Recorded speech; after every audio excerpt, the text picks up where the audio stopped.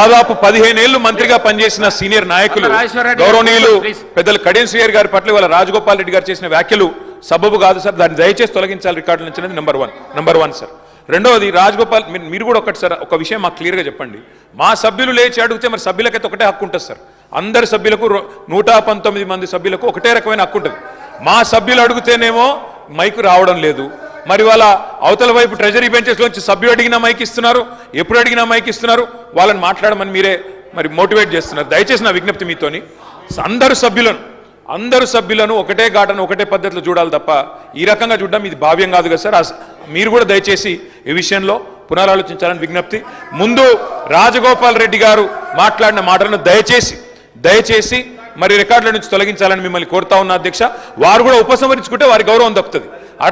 అట్లా మాట్లాడడం ఒక సీనియర్ దళిత నాయకుడి పట్ల, ఒక సీనియర్ దళిత మంత్రి పట్ల, గతంలో 15 ఏళ్లు మంత్రిగా పనిచేసిన పెద్దల పట్ల ఆ రకంగా మాట్లాడడం వారికి మంచిది కాదు. ఉపసంహరించుకోమనండి, లేదా మీరైనా రికార్డుల నుంచి తొలగించాలనేది డిమాండ్. రెండవ మాట అధ్యక్ష ఇందాక నాకు మీరు మైక్ ఇవ్వలేదు, ఇప్పుడు ఇచ్చినారు అనుకుంటున్నాను. దానికోసమే ఇందాక పొన్నం ప్రభాకర్ గారు మాట్లాడినప్పుడు నేను వారంటే నాకు గౌరవం ఉంది అధ్యక్ష. పొన్నం ప్రభాకర్ గారు నేను 2009 నుంచి కలిసి పనిచేసిన సహచరులు.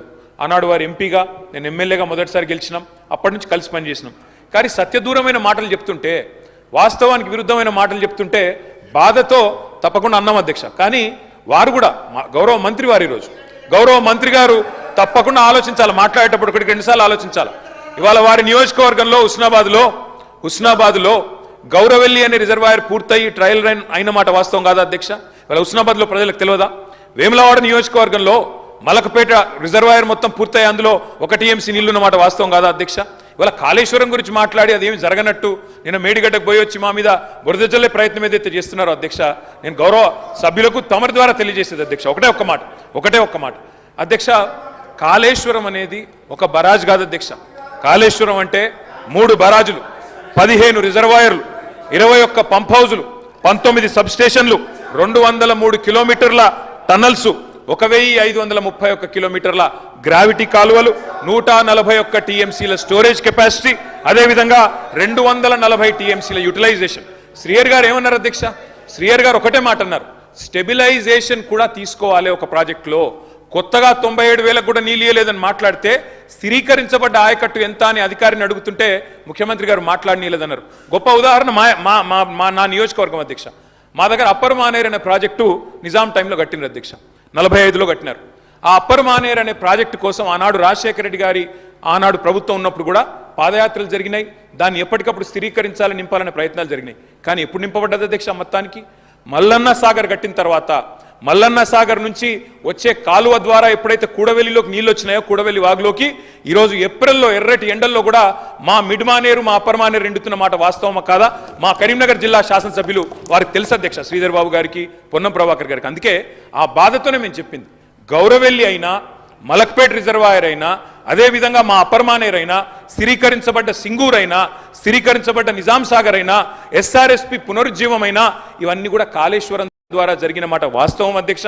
అందుకే గౌరవ మంత్రి గారిని, ప్రభాకర్ గారంటే నాకు గౌరవం. ఎందుకంటే ఉద్యమ సచడు ఆనాడు పార్లమెంట్లో వీరోచితంగా పోరాడింది కాబట్టి మా నాయకుడు కేసీఆర్ గారు కూడా కరీంనగర్లో, ఇక్కడ అక్కడ కాదు అధ్యక్ష, కరీంనగర్కి వచ్చే బహిరంగ సభలోనే వారిని అభినందించారు. కాబట్టి మాకు అట్లాంటి మంత్రి గారిని అగౌరవపరిచే కుసంస్కారం లేదు. కానీ మంత్రి గారు కూడా వాస్తవాలు చెప్పాలి అధ్యక్ష. గౌరవెల్లి పూర్తయిన మాట వాస్తవం, NGT స్టే ఉన్న మాట వాస్తవం, మలక్పేట పూర్తయిన మాట వాస్తవం, ట్రయల్స్ జరిగిన మాట వాస్తవం. కాళేశ్వరంలో, ఇంత పెద్ద కాళేశ్వరంలో 3 బరాజులు, అదేవిధంగా 15 రిజర్వాయర్లు ఉండే కాళేశ్వరంలో ఒక్క బరాజులో 3-4 పిల్లర్లకు ఇబ్బంది జరిగితే దాన్ని రిపేర్ చేయండి. ఇప్పుడే మా గౌరవ పెద్దలు కడియం శ్రీహరి గారు డిమాండ్ చేసినారు, దాన్ని రిపేర్ చేయండి. రైతుల మీద కోపం పెంచుకోకండి. కేసీఆర్ గారి మీద కోపం ఉంటే, రాజకీయంగా ప్రయోజనం కావాలనుకుంటే ప్రయత్నం చేయండి. కానీ ఆ ప్రాంత రైతాంగం పట్ల కక్ష కట్టవద్దు.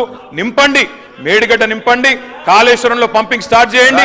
వాళ్ళ 5,000 క్యూసెక్ల నీళ్లు కిందికి పోతున్నాయి. ఇది రాజగోపాల్ రెడ్డి గారు. అధ్యక్ష, ఇప్పుడు నేను ఏమంటున్నా, అంత గొప్ప మనసున్న మనిషి కదా కేటీఆర్ గారు, అంత గొప్ప మనసున్న మనిషి. రాజగోపాల్ రెడ్డి గారు ఒక్క నిమిషం గౌరవ ముఖ్యమంత్రి గారు. స్పీకర్ సార్, గత 3 రోజుల నుంచి లీడర్ ఆఫ్ జౌస్ కూర్చోండి ప్లీజ్. శాసనసభలో తమ అనుమతితో కృష్ణానది జలాల మీద కావచ్చు, గోదావరి నది మీద నిర్మించిన కాళేశ్వరం ప్రాజెక్టుకు సంబంధించి మేడిగడ్డ కావచ్చు, అన్నారం కావచ్చు, సుందిళ్ళ కావచ్చు, లేకపోతే పంప్ హౌజుల విషయంలో కావచ్చు, చాలా విషయాలలో మనం చర్చించుకుందాం. చూసి వచ్చి ఈ సభలో వాస్తవాల ప్రాతిపదికన చర్చ జరపాలి అని తమరి అనుమతితోటి మనం నిర్ణయం తీసుకున్నాం. వాస్తవంగా ఈ రైతుల పట్ల, తెలంగాణ సమాజం పట్ల గౌరవం ఉంటే ప్రధాన ప్రతిపక్ష పార్టీ ప్రభుత్వ ఆహ్వానాన్ని దృష్టిలో పెట్టుకొని అందరం కలిసి అక్కడికి వెళ్ళి ఆ ప్రాజెక్టులను పరిశీలించి అక్కడ జరిగిన నష్టాన్ని, రైతులకు వచ్చిన కష్టాన్ని అర్థం చేసుకొని ఆ సమస్యకు ఒక పరిష్కారం చూపించే అవకాశం ఉండే. రాకపోను కొత్తగా వచ్చిన ప్రభుత్వమే ఏదో తప్పు చేసినట్టు, ఈ తప్పుకు కొత్తగా వచ్చిన వాళ్ళే బాధ్యత అయినట్టు, అదేవిధంగా పదే పదే భాష గురించి, మాటల గురించి మీరు ఇట్లా అంటుండ్రు, మీరు అట్లా అంటుండ్రు, మమ్మల్ని గౌరవిస్తలేరు అని ఏదైతే చర్చ జరుగుతుందో, మాజీ ముఖ్యమంత్రి గారు నిన్న నల్గొండ జిల్లాలో వాడిన భాష మీద చర్చ చేద్దామా అధ్యక్ష? ఏం బీకనిక పోయినరని అడుగుతాడా అధ్యక్ష?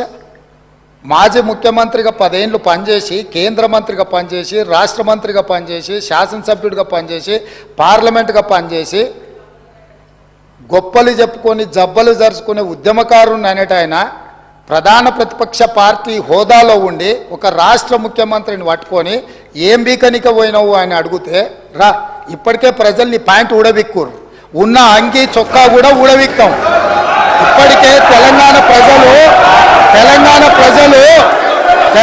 ప్రజలు మొన్న జరిగిన ఎన్నికలలో మీ పాయింట్ ఊడవీకిరు. ఇవాళ ఆ పాయింట్ ఊడవీకితే చెప్పుకునే దిక్కు లేక బొక్కబోర్లో పడితే బొక్కలు ఇరిగినాయి మీకు. అయినా మీ బుద్ధి మారలేదు. ఒక ముఖ్యమంత్రిని పట్టుకొని ఏం బీకనిక పోయినావని అడుగుతారా అధ్యక్ష? ఇది పద్ధత? ఈ రాష్ట్రం 4 కోట్ల ప్రజలు ఓట్లేసి గెలిపించిన ముఖ్యమంత్రిని పట్టుకొని ఏం బీకనిక పోయినావని అంటారా అధ్యక్ష? ఇదేనా తెలంగాణ సాంప్రదాయము? ఈరోజు నేను మళ్ళీ అడుగుతున్నా అధ్యక్ష, ఈరోజు మేడిగడ్డ మేడి పండులాక కుంగిపోతే మేడిగడ్డల నీళ్లు నింపడానికి అవకాశం ఉందా అధ్యక్ష? ఇవాళ మీరే సాగునీటి పారుదల శాఖ మంత్రులుగా పనిచేసారు కదా. చంద్రశేఖరరావు గారు, హరీష్ రావు గారు ఇద్దరు సాగునీటి పారుదల శాఖ మంత్రిగా పనిచేసారు కదా అధ్యక్ష. ఈరోజు వాళ్ళకే పెత్తనం ఇస్తాం, వాళ్ళనే చేయమని ఉండ్రి. ఈరోజు ఏ రకంగా మేడిగడ్డలో నీళ్లు నింపుతారో, మేడిగడ్డ నుంచి నీళ్ళు ఎత్తి అన్నారంలో పోస్తారో, అన్నారంలో నుంచి సుందిలలో ఎట్లా పోస్తారో బాధ్యత వాళ్ళని తీసుకోమని ఉండ్రి అధ్యక్ష. మొత్తం కుంగిపోయి కుప్పగూలిపోతుంటే ఈరోజు అక్కడ నీళ్లు నింపడానికి ఏమాత్రం అవకాశం లేక పూర్తిగా ప్రాజెక్టు దెబ్బతిని ఖర్చు పెట్టిన 94,000 కోట్ల రూపాయలు వృధా అయిపోయి ఈరోజు మొత్తం ప్రాజెక్టే దెబ్బతిన్న పరిస్థితుల్లో ఈరోజు ప్రజల దగ్గరికి వెళ్ళి సమాధానం చెప్పుకోలేక శాసనసభకు రావాల్సిన ఉపనాయకుడు ఇక్కడ సభలోకి రాకుండా పారిపోయి ఈరోజు చర్చ చేద్దామంటే రాకుండా ముఖ్యమంత్రి గారిని పట్టుకొని ఇట్లా మాట్లాడొచ్చా అధ్యక్ష? అందుకే నేను ఒకటే మాట అడుగుతున్నా, మీరు ఇవాళ చర్చకు సిద్ధమైతే పిలువండి. మీ పార్టీ నాయకుడిని, మీ సభాపక్ష నాయకుడిని చర్చ చేద్దాము. రేపు సాయంత్రం వరకైనా కాళేశ్వరం ప్రాజెక్టు మీద, గోదావరి జలాల మీద ఈ ప్రభుత్వం చర్చ చేయడానికి సిద్ధంగా ఉంది. పారిపోయి ఫామ్ హౌస్లో వండుకొని ప్రతిపక్షాలుగా బాధ్యత నుంచి తప్పించుకొని మీ అవినీతి బయటపడుతుందని, కాళేశ్వరంలో మీ దోపిడీలో జైలుకి వెళ్లాల్సి వస్తుందని కేసీఆర్ను చంపుతారా అంటారు. ఎవరికి అవసరం ఉంది అధ్యక్ష చంపాల్సిన అవసరం? సచిన పావును ఎవడైనా చంపుతారా అధ్యక్ష? మొన్నటి ఎన్నికలలో ప్రజలు ఆ పావును చేత్తో కాదు కట్టెతో కొట్టిరు అధ్యక్ష. ఆ పాము ఆల్రెడీ సచ్చింది. సచిన పావును చంపాల్సిన అవసరం మాకే ఉంది అధ్యక్ష. ఈ రోజు సానుభూతి కోసము వీల్ చైర్ నాటకాలు, వీధి నాటకాలు ఏంటి అధ్యక్ష? ఇది ఈ రోజు అవకాశం వచ్చినప్పుడు ఈ సభలో చర్చ చేయడానికి ప్రభుత్వం సిద్ధంగా ఉంది. నిజాయితీ ఉంటే మీరు అవినీతికి పాల్పడకపోతే మీరు చెప్పినట్టు మేడిగడ్డలో 2, 3 పిల్లర్లు కుంగిపోతే దాని మీద తీసుకోవాల్సిన నిర్ణయాల మీద మాజీ ముఖ్యమంత్రి గారు చంద్రశేఖరరావు గారిని సభలోకి రమ్మనుండ్రి. చర్చ చేయడానికి ప్రభుత్వం సిద్ధంగా ఉంది. పారిపోయి